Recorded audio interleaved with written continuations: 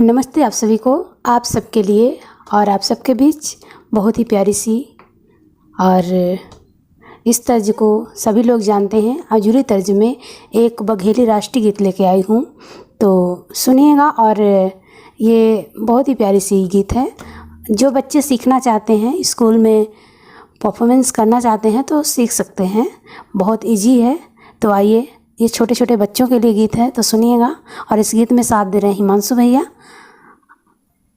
धन्यवाद।